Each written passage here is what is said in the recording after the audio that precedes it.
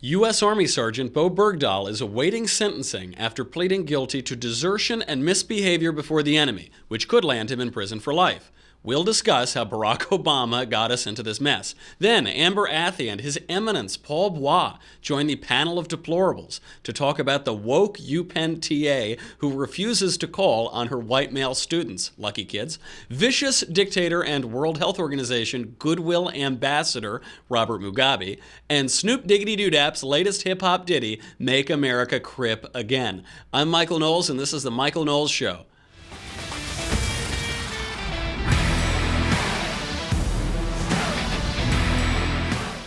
We have so much to get to today. We have to analyze this Bowe Bergdahl thing because everybody forgets about these really important political moments like 5 minutes after they pass, and they let Barack Obama off the hook. So we have to get to that. But first, this is a very good day because we have a new sponsor. Marshall, you still have a job for another week. We have a sponsor. The lights are staying on.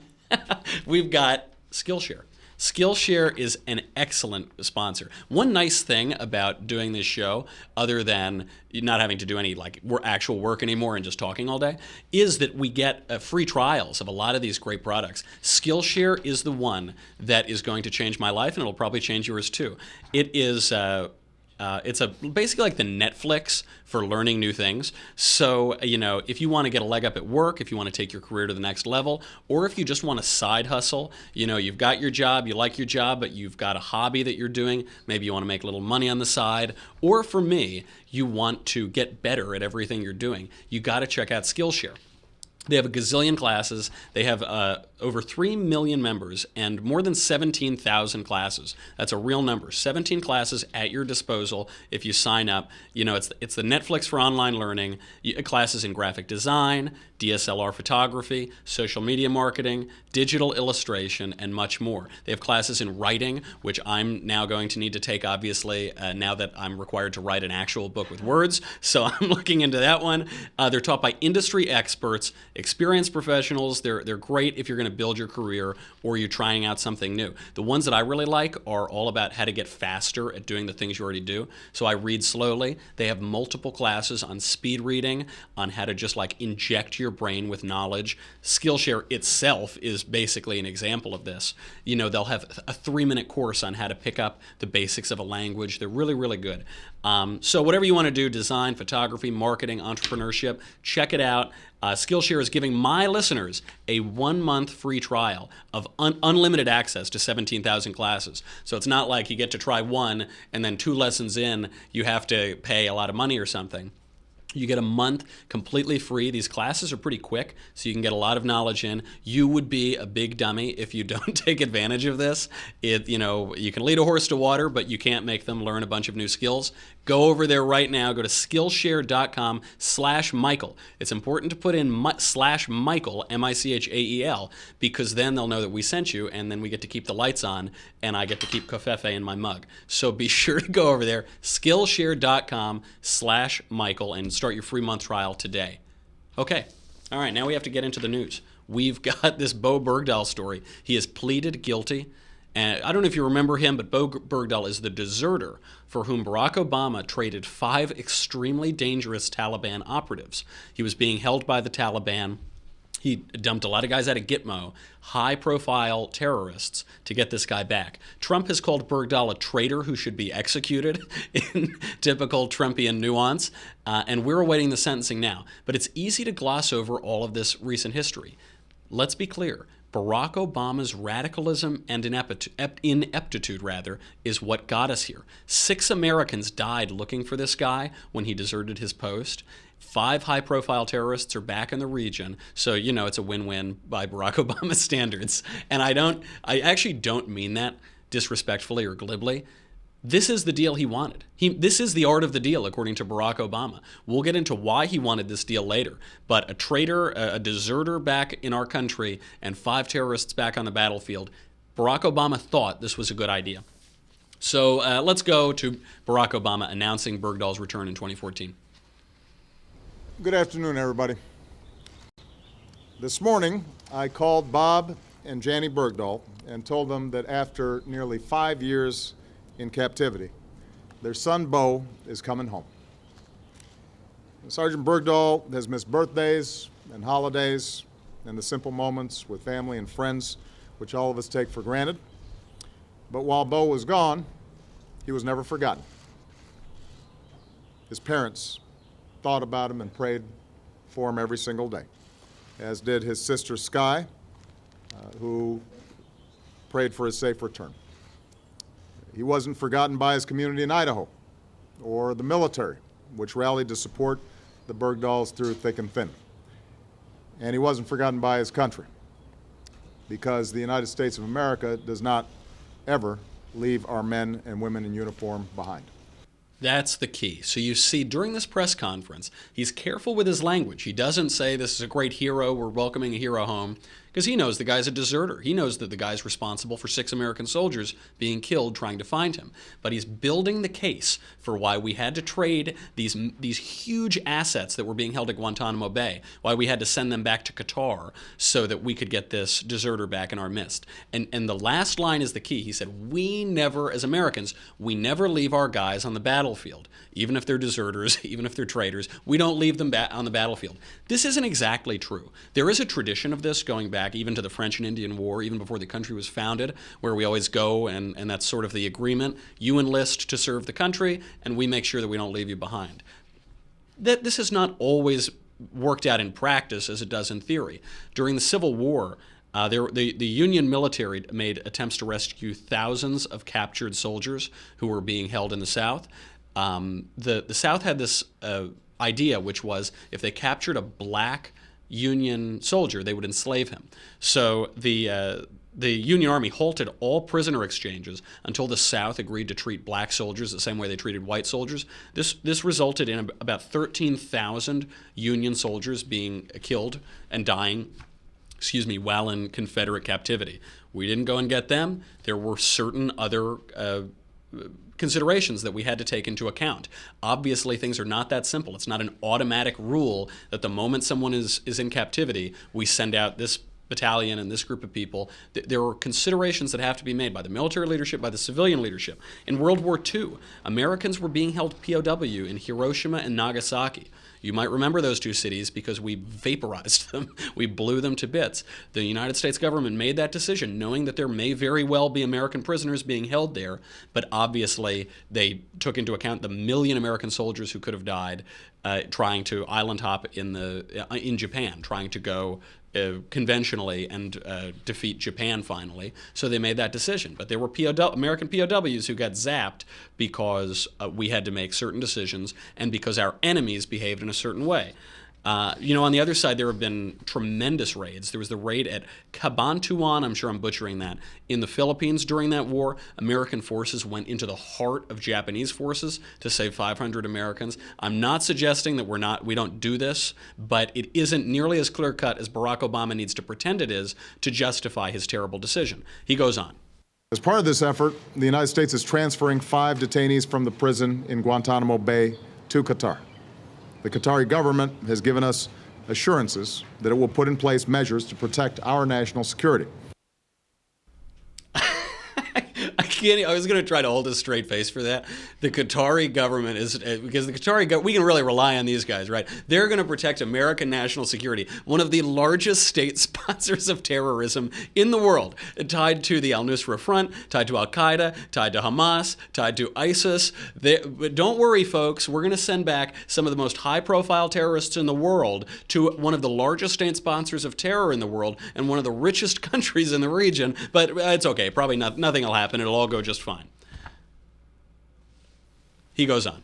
I'd like to say to Bowe right now, who's having trouble speaking English, Bismillah ar-Rahman ar-Rahim, Zayabayem. I'm your father, Bowe. The people of Afghanistan, the same. Khalifa al-Thani, the complicated nature of this recovery will never really be comprehended. So that was Bowe Bergdahl's father speaking at that press conference. Obama has Bergdahl's parents on either side of him. And I'm not going to beat up on him too much. His son was taken captive. I don't know what goes through a guy's head. I don't know what drives him to think the things he does or behave the way he does. He does invoke Allah at this press conference, which raised a lot of eyebrows. He does have a very kind of terrorist-y looking beard that he grew out, ostensibly to understand what his son was going through. Perfectly understandable. There was a deleted tweet that he had sent out which said, quote, "I am still working to free all Guantanamo prisoners. God will repay for the death of every Afghan child. Amen." He also retweeted a bunch of enemy propaganda about the United States. This was not a good-looking press conference for Barack Obama, and it raises a lot of questions. Was Bowe Bergdahl sympathizing with the enemy when he was in Afghanistan? Is that what prompted him to desert? What are his parents, or his father at least, seems to have been sympathizing with the enemy during the captivity, though we can't really know. It all, as Bergdahl's father says, it was a complicated process to get this guy out. I think that is the understatement of the century. The complications that he's alluding to here are ideological complications, both for Barack Obama's radical ideology and perhaps the ideology of those who are sympathizing with the enemy. Here is Mike Flynn before he was thrown under the bus because of this Russia probe. Here's Mike Flynn, who had knowledge of the circumstances, explaining it. So for the first 24 to 72 hours, I mean, we were in crisis operations, and I was personally diverting every single capability, human intelligence-wise, to signals intelligence, to unmanned aerial vehicles, to space-based systems. I mean, we really turned on to find this soldier. So you believe, sir, that he did walk off the base with the intention of meeting the Taliban? Absolutely. Nobody now suggests that he didn't. At the time, it was hotly disputed. He's not a deserter. This is Republican propaganda to attack President Obama. Now, he did. He deserted. He walked off of the base. Barack Obama kind of leaned into that and defended that at the time anyway. And President Trump, in his typical understatement, nuanced way, made this an issue of the campaign. Take Sergeant Bowe. Does anybody remember that name? So this is the way we think. So we get a traitor named Bergdahl, a dirty, rotten traitor, who, by the way, when he deserted, 6 young, beautiful people were killed trying to find him, right? And you don't even hear about him anymore. Somebody said the other day, well, he had some psychological problems. Well, you know, in the old days, bing, bong, when we were strong. So we get Bergdahl, a traitor, and they get 5 of the people that they most wanted anywhere in the world, 5 killers that are right now back on the battlefield doing a job. That's the kind of deals we make. That's the kind of deals we make, right? Am I right? Typical Trumpian sobriety. Obama would be really bad at Settlers of Catan. I don't even know what that game is. We got to stop hiring kids to do this show. Donald Trump is there. He's got, if you couldn't hear on the Bing Bong, he's making the image of a rifle. So he's suggesting that we kill traitor, we just execute them. Fair enough. The 6 Americans that died looking for Bergdahl are... you don't hear their names a lot. You hear Bowe Bergdahl's name. You don't hear their names. It's Staff Sergeant Clayton Bowen, Private First Class Morris Walker, Staff Sergeant Kurt Curtis, Second Lieutenant Darren Andrews, Staff Sergeant Michael Murphy, and Private First Class Matthew Martinek. So 6 guys go out there trying to find this guy, and we trade him for the Taliban 5, called by John McCain the hardest of the hardcore, all 5 deemed high risk to the United States. So why did Barack Obama do it? 2 words, Guantanamo Bay. Underscored in Bowe Bergdahl's father's tweet. He did it because he made it a plank of his first campaign to close Guantanamo Bay. He said, we're going to close it. It's not constitutional. It's not in the ideals of America. We have to get rid of it. It didn't happen. He realized he couldn't do it because the worst people on the face of the earth were being held captive there. So Barack Obama saw an excuse to trade 5 terrorists for this deserter to bring him back. I'm sure if he could have, he would have traded 10 for the deserter because the incentives here were so perverse for Barack Obama. He didn't view it as a letdown to let these people out. He had been looking for a way to empty that prison, openly so, since 2008. He campaigned on it. This is not some crazy conspiracy theory. He told us exactly what he wanted to do, and then we got, as Donald Trump said perfectly, some of that speech that he gave about Bowe Bergdahl was not articulate, to say the least, talking about Bing Bang and a dirty, rotten traitor. Maybe he shouldn't have used that language, but he got it exactly right when he talked about Barack Obama's art of the deal. Those are the kind of deals that we get because of Barack Obama's radicalism, because of his radical ideology, an ideology that says that we are the cause of a lot of troubles in the world. We're not protecting the world. We're causing a lot of troubles. We need to get out of other people's business. We can't have these awful terrorists in Guantanamo Bay. It's not right. It's wrong. Let them all out. And that's the result that you get. And unfortunately now there's a new sheriff in town, and Bowe Bergdahl appears to be getting what he deserves, but we'll have to wait for sentencing. Before the sentencing, we have to bring on our panel. We have an excellent panel today of His Eminence Paul Bois and of the Daily Caller's Amber Athey. Thanks for coming on. So, thanks for having us on. Your Eminence, happy birthday, by the way. It was your birthday on Saturday. Oh, thank you. Paul Bois, was it worth it? 6 dead Americans, 5 terrorists in enemy hands. This sounds like a loaded question, but it really isn't, because you do have to take into account leaving a man on the field. Mm-hmm. Was it worth it so that we didn't leave this guy on the battlefield? I would say that the righteous law of leaving no man behind fell completely out the window the second he deserted his squadron and put the lives of American soldiers at risk.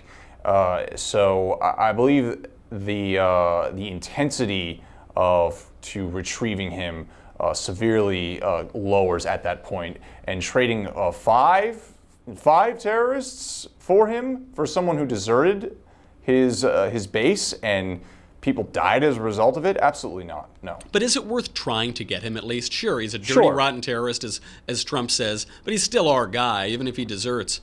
You can't desert for long, pal. We'll get you. Maybe we shouldn't have traded 5 terrorists for him, but should it be the policy of the United States to always go after guys that we lose on the field? I would agree. It still should be in our policy and our priority to get him back. But like I said, the intensity by which we do it severely goes down when they desert and put other Americans at risk. Fair enough, and maybe we don't give up 5 of the worst guys on earth. Maybe we only give up 3. Amber, do people understand that Barack Obama did this intentionally? Do people get that this was a strategic decision, or will his radicalism be whitewashed by history and he'll just be a sort of amiable, middle-of-the-roader when historians look back? I don't think people fully understand that this was clearly just a ploy, as you said, to close Guantanamo Bay, because when he first talked about doing that, the normal person's reaction was, well, what are you going to do with all of these terrorists that are there? And this was a really easy way for him to just get rid of 5 of them. But the problem is that history always looks more favorably upon past presidents, unless, of course, you're George Washington or Thomas Jefferson, in which case liberals will try to tear down your statues. But let's look at some of the other Obama era scandals. People aren't talking about Fast and Furious anymore. The only reason they're talking about Benghazi is because they want the incident with Niger to be Trump's Benghazi. So I think this is just going to be another example of things being whitewashed throughout history, and Obama's going to be considered the perfect moderate Democrat. Just on that point, that awful congresswoman with the silly hats, Frederica Wilson, who completely politicized this fallen American hero, LaDavid Johnson, she has said that this is Trump's Benghazi. She's saying that Trump's alleged impoliteness on the telephone, which we don't have a ton of reason to believe was impolite because we've heard other calls of his to Gold Star families, but she's saying this alleged impoliteness, this is his version of Benghazi. The best part about that statement is that it acknowledges that Benghazi was Benghazi. It acknowledges that was, finally, a Democrat is admitting that was a terrible scandal that rightly plagued Hillary Clinton and plagues her today. People seem to be missing that point, that in her criticizing Trump, she's acknowledging how bad Benghazi was. Sad. Yeah, which makes herself look so silly because she only has tweeted about Benghazi twice. She tweeted about it once the other day when she said this was Trump's Benghazi, and then she tweeted about it when it very first happened to offer her condolences to the families of the soldiers who died. So there's a huge silence in there. So if she's going to sit here and say Benghazi was a big deal now, she's just making herself look idiotic. Hold on, you're telling me that a woman who wears sequined cowboy hats on the floor of the United States Congress, she might look a little silly? I don't believe it. This is the Shocking, intrepid isn't it? reporting at the Michael Knowles Show. Okay, we've got a lot more to talk about. We've got to talk about woke TAs and white males and Goodwill ambassador Robert Mugabe. But you can't watch any of that if you don't subscribe to the Daily Wire. We've got to say goodbye to Facebook and YouTube. To everyone who already subscribes, thank you very much. It keeps the lights on. It keeps my coffee full of covfefe, or my Leftist Tears tumbler, rather, full of covfefe. So we really appreciate it. But come on over to the Daily Wire. It's $10 a month, $100 a year. You get me, you get the Andrew Klavan Show, you get the Ben Shapiro Show, yada, yada, yada. Who cares, right? Who cares? But you get this. And you can't get this anywhere else. You just have to subscribe. It's the only place to get your What's it made out of leftist today, tears. Michael? Well, it's always made out of the hardest metals on Earth, which we have concocted here in the Daily Wire laboratories of crushed up Steve Cratter mugs. So we have this is absolutely the scientific cutting edge. It holds delicious leftist tears. Now we're serving up a vintage of Frederica Wilson. So we've got it's really good. There's some sequins in there, so watch that it doesn't get stuck in your teeth or your throat. But otherwise, it's either hot or cold, always salty and delicious leftist tears. Go over to dailywire.com right now. We'll be right back.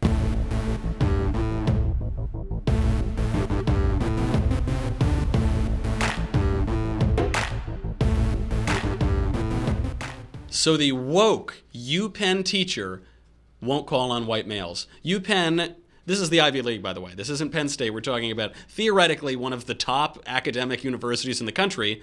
A teaching assistant PhD student named Stephanie McKellop just tweeted out, quote, "I will always call on my black women students first. Other POC, that's people of color, which for some reason, that's the nice term, but colored people is viciously racist. So, but POC is that one's okay. Other people of color get second tier priority. White women come next, and if I have to, white men."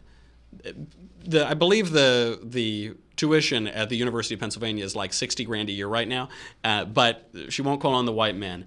In the spirit of this woke TA McKellop, I'll have to call on Amber first. Is this intersectional oppression ideology just the ravings of some kook, or is it widespread? How widespread is this absurd ideology? It's crazy. This specific example is the first time I've seen this, but overall, the ideology behind it, I think, is fairly widespread at universities. What you see is professors and these social justice warriors. They can't just have people of different races be equal. They actually have to glorify and hold the so-called oppressed minority classes above the people who are historically not oppressed in their eyes. So this is just an example of how, in her view, the black women get special treatment, not just equal treatment, because they have had some kind of injustice done to them.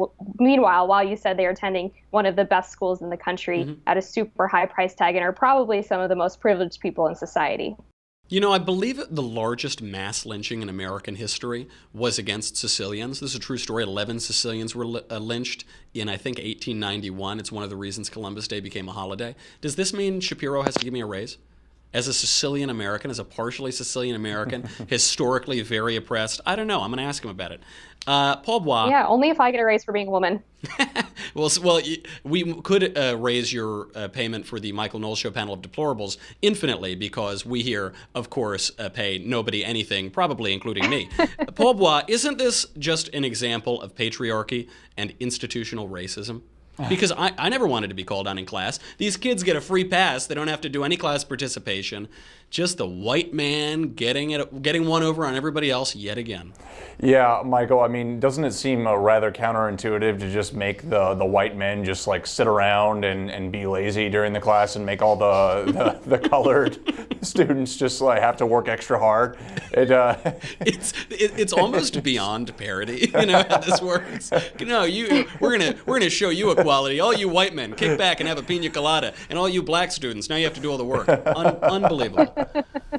Might as well just raise the curriculum for all the minority students and make them work like super extra hard so they can get an A. And do you think that this is, because I think most people in America, when they read stories like this, are shocked that this goes on. But I remember I was in college not too long ago. I was in a place just as crazy as UPenn, that this really is this is common sense to these people. It is common sense that white male students should be disadvantaged because of historical injustices and the intersectional ideology. You are looked at as insane if you question that ideology. How widespread is this in elite institutions? And is it creeping down at all in the regular culture? Or is the regular culture just going to vote for Donald Trump and say, enough of your craziness?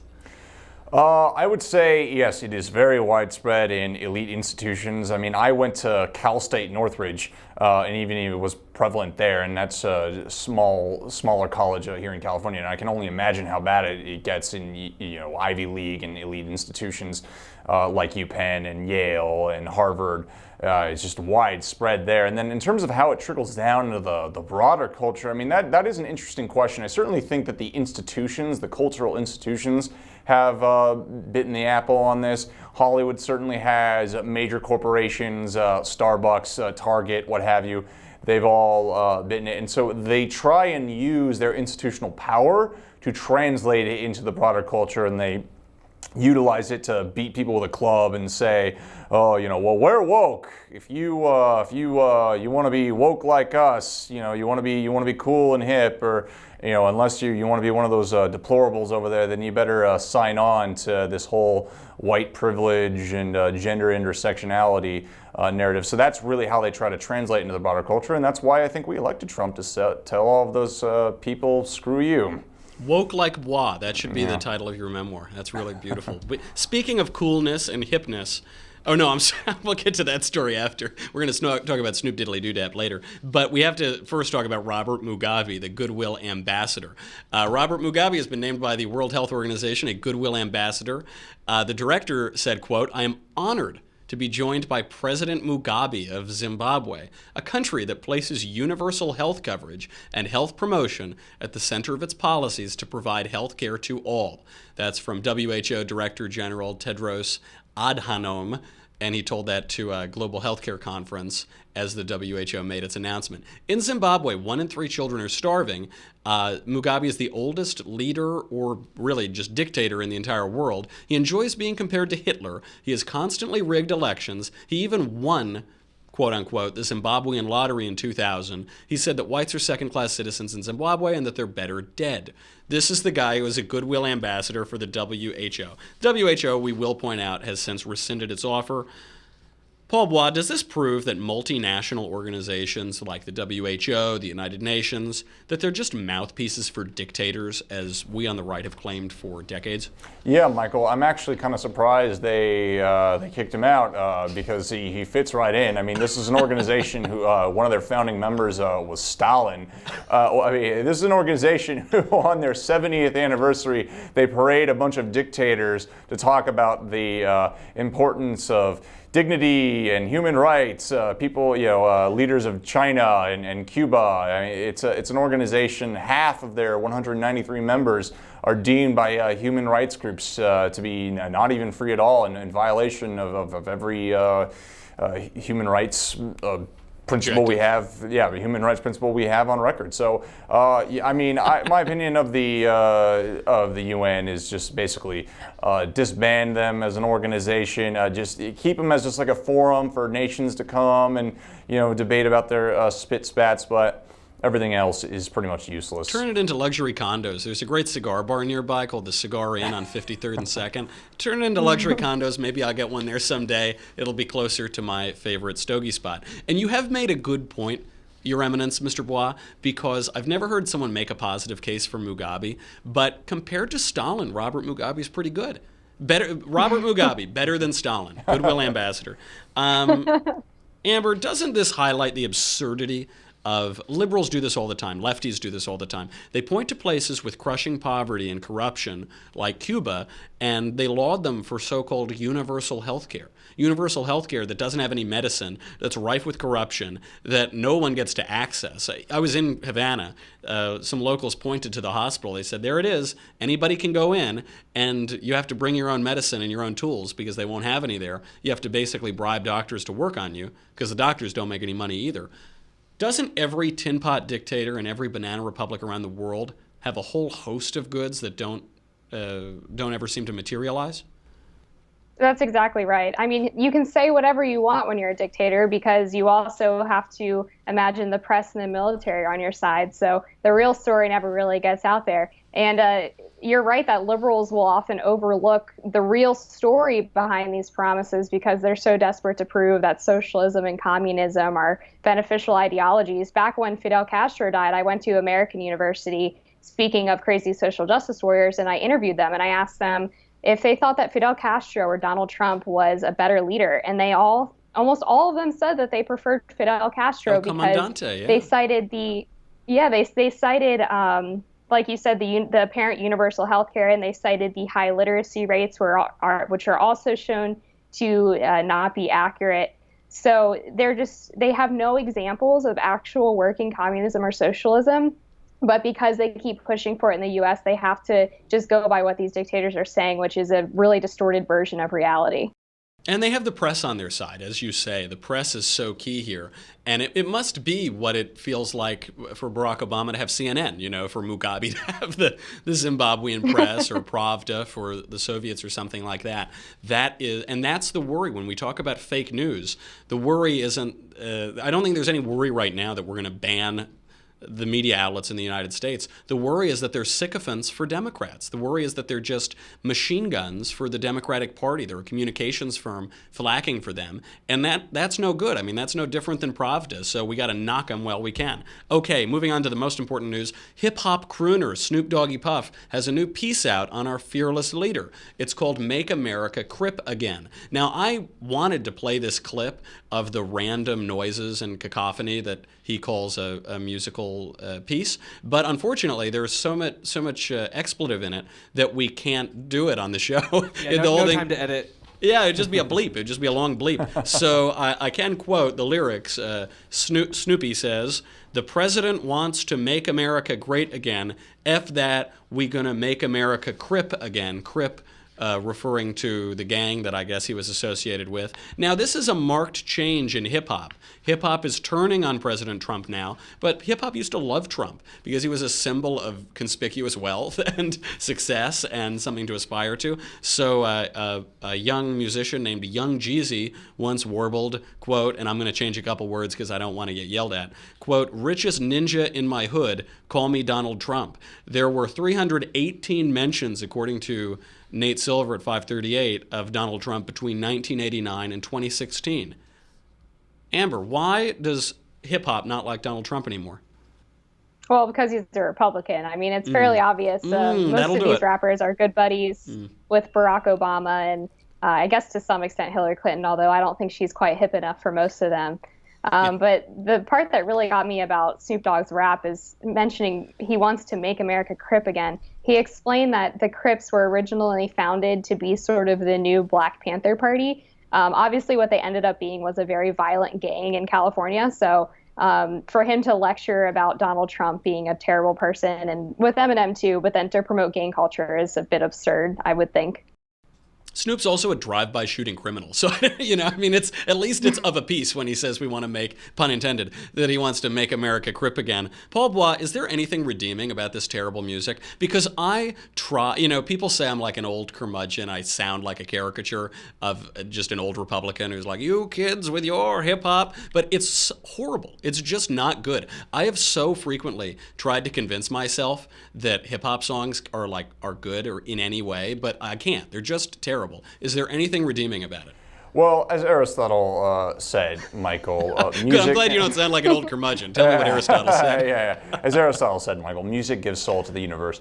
And to be quite honest, I've always found hip-hop to be a very miserable genre of music. It's way too carnal of a genre. It's all about just the beat itself, and that's why if you listen to even like a quote unquote good hip hop song, you're pretty much bored with it within like two or 3 days, and you never really want to return to listen to it ever again. So that's one thing. But in terms of the culture that it's bred, especially when you look at previous black musicians of previous generation. You had soul music. You had gentlemen like Nat King Cole. Such beautiful music that contributed so wonderfully to the American songbook. And there's nothing that's going to be remembered in hip hop 50 years from now. It's just going to be considered just like, oh yeah, a music genre that came in, but nobody's going to be returning to the classics of Snoop Dogg, singing about money on his mind 50 years from now, and the horrible culture of misogyny that it bred. So I look forward to its death completely. You're a hopeless, or optimist rather. I think they probably will be looking back on these guys. And you mentioned how carnal the music is. It's all about sex and treating women terribly. But you bring up soul music too. Soul music is extremely sensual, in some ways carnal, but soul music is great. There are a lot of excellent songs in soul and Motown that kind of take you on a journey, and they're musically somewhat sophisticated and lyrically compelling. And this stuff is just garbage. So I even tried. I tried to listen to Kanye one time because everyone told me. Well, mostly Kanye just told me he's the greatest musical genius ever. So I decided to see if he was right. And the thing is, he is sort of good in that he has good taste in music, so he samples good songs and then he makes them worse by singing on them. So like he even wrote a song with Paul McCartney. He wrote a couple songs. One is called Only One, which is really good. Kim Kardashian said it was her favorite Kanye song. It's her favorite Kanye song because Paul McCartney wrote it, and it sounds really good except for Kanye's awful voice. But I think that's the trouble. Maybe they have a good sense of music, but just they don't have any talent, so it produces this garbage. Yeah. But we'll have to tie that into maybe one of Andrew Klavan's segments, Our Crappy Culture. Sure. Okay, Panel of Deplorables, thank you for being here. Excellent to have you. Amber Athey from the Daily Caller, His Eminence, Paul Bois, coming to us from outside of time and space, and also from the Daily Wire. Speaking of Andrew Klavan, you got to go over and check out our new narrative podcast. Hollywood is in rubble, and we're thrilled about that. So we have this, it's Andrew's new story called Another Kingdom. It's about a totally failed guy in Hollywood, failed screenwriter, who wanders into another dimension and finds out he's the suspect in a murder with a bloody dagger in his hand and a dead body at his feet. It's really fun. We released it a couple weeks ago. Thanks to everyone who's listened and left a review. We've got like hundreds of reviews now up on iTunes. They're all 5-star except for one 2-star review. I think that's my third cousin once removed Hillary Clinton. So sorry, Hillary, I'm sorry you didn't like it. If you go over there, please subscribe and leave a review. That really helps us out. I think we were number 12 in arts on iTunes over the weekend. So it's the cure to the Klavanless weekend. And if you don't like crappy culture like Snoop Diggity Doo Dap, then listen to our show, and it's pretty compelling, I think, and also the last role that I'll ever have in Hollywood. Other than that, get your mailbag questions in. That's going to be on Thursday. We will change your life forever. And then that's our show. Come back tomorrow. We'll do it all again. I'm Michael Knowles. This is The Michael Knowles Show.